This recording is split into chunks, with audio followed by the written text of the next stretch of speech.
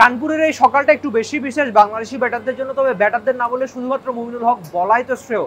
কানপুর তার ব্যাটে দেখলো দারুণ একটা শতক, এটা আবার ভারতের মাটিতে টেস্টে দ্বিতীয় বাংলাদেশি ব্যাটার হিসেবে সেঞ্চুরি। এর আগে কেবলমাত্র মুশফিকের ব্যাটেই ভারতের মাটিতে টেস্টে ছিল সেঞ্চুরি। তবে সব মিলিয়ে মুমিনুলের টেস্টের 13তম সেঞ্চুরি।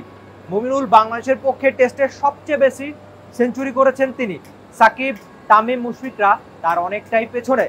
আর সব মিলিয়ে আন্তর্জাতিক ক্রিকেটেও বাংলাদেশের হয়ে এটা মুমিনুল হকের 13তম সেঞ্চুরি। তবে স্বীকৃত ক্রিকেটের হিসাবটা করলে এটা ছিল তার 33তম সেঞ্চুরি। আবার সবচেয়ে দারুণ একটা ব্যাপার কি জানেন, ঠিক আগের দিন মুমিনুল যে বার্থডে কেকটা কেটেছিলেন টিম হোটেলে, সেটা ছিল তার 33তম জন্মদিন। তার মানে স্বীকৃত ক্রিকেটের 33তম জন্মদিনের ঠিক পরের দিনই 33তম সেঞ্চুরি মুমিনুল হকের ব্যাটে। নিশ্চয়ই বাংলাদেশ ইনিংসের সবচেয়ে বড় পাওয়াই ছিল তার ইনিংসের ওই দারুণ শতকটা। বাংলাদেশ সকাল থেকেই ধুঁকছিল। বসুন্ধরা টিস্যুতে ছাড়ের ছড়াছড়ি। বসুন্ধরা টিস্যু নিয়ে এলো নিশ্চিত ছাড়।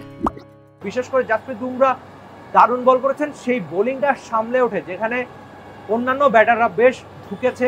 আমাদের বড় মাপের বা বড় নামের যারা ব্যাটার, মুশফিকুর রহিম, লিটন দাস, সাকিব আল হাসান, কারো ব্যাটাই ওই অর্থে বড় রান ছিল না। তবে এক মুমিনুল হক, যিনি আগের 2 দিন 40 রানে নট আউট ছিলেন টিম হোটেলে ব্যস্ত, তিনি দারুণ একটা সেঞ্চুরি পেলেন।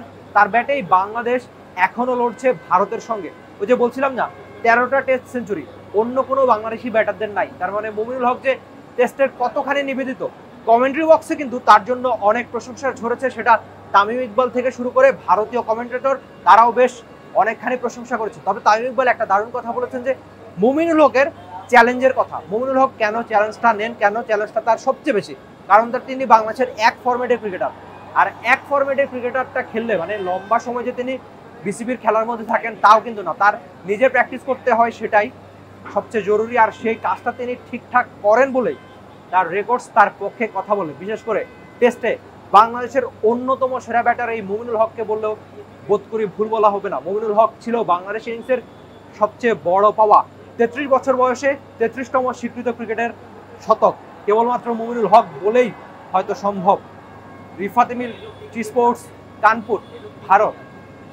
For more updates, subscribe to our YouTube channel and click on the bell icon. Follow us on Facebook and Instagram. Download T Sports app to enjoy exciting games and highlights. Visit tsports.com.